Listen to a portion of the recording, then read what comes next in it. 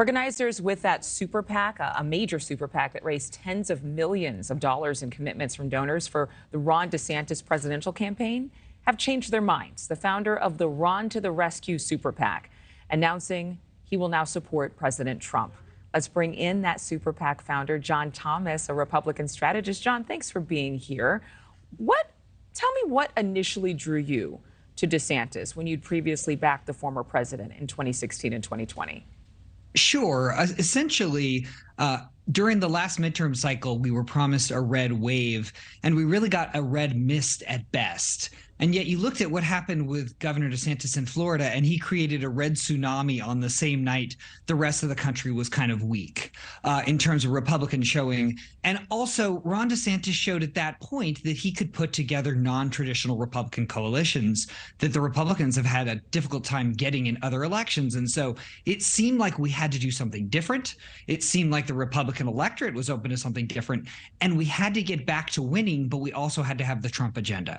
And so I, along with a lot of grassroots supporters and major donors, said, okay, let's draft DeSantis, encourage him to run for president because we think he's got the stuff. Except there was one problem, Adrienne. It's that when Governor DeSantis did end up launching, he had a failure to launch and he's never recovered. And while he may be a great governor, he's not ready for the national stage. And we don't think that he's ready to beat Joe Biden. And on the flip side, Adrienne, we think that Donald Trump, in spite of all of his legal challenges, has honestly run nearly a flawless effort with strategic ad spends against his opponent DeSantis, good messaging choices that really I hadn't seen in 2016 or 2020. So for all of those reasons, we all reverse course to get behind Donald Trump, not just because we think he's going to be the nominee, but honestly, we think he's the best person to beat Joe Biden in the general. I have a question, though, because in watching all of this evolve, to me, there were red flags. You know, again, who am I? But I think for a lot of Americans, they thought,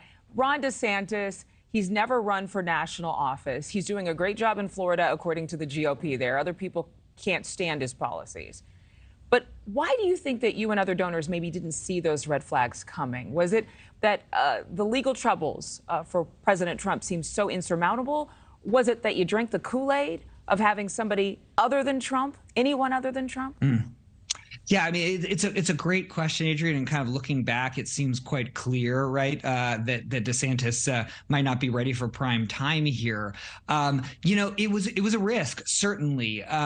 And it was a miscalculation in the sense on our behalf, thinking that sometimes, and we've seen this in other cases, what makes somebody good for one office, the skills don't directly translate to another. For instance, when you're running for governor or Congress, oftentimes the main skills you need are ability to raise money and roll television ads. When you run for president, yes, of course, that's important, but retail politicking, charisma, charm, discipline, being able to conduct yourself in a likable manner on television interviews, those are all equal, if not more important than your ability to roll a TV ads. And DeSantis just hasn't had that. And then the last thing I would say, Adrienne, is like there are some basic failure to launch mechanics. For instance, choosing to launch on Twitter Spaces. Of course, I don't fault the governor. Nobody could have known that system was broken.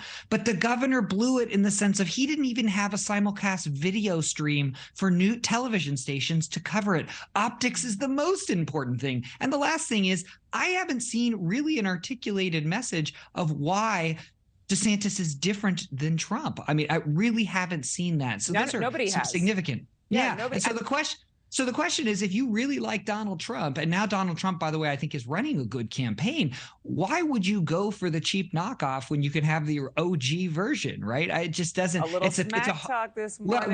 But it's the cheap knockoff. It's a hard case. It's a hard case in a Republican primary to make, I believe. Thank you for watching. Go to newsnationnow.com to find NewsNation on your television provider. And don't forget to click the red subscribe button below to get more of NewsNation's fact-driven, unbiased coverage.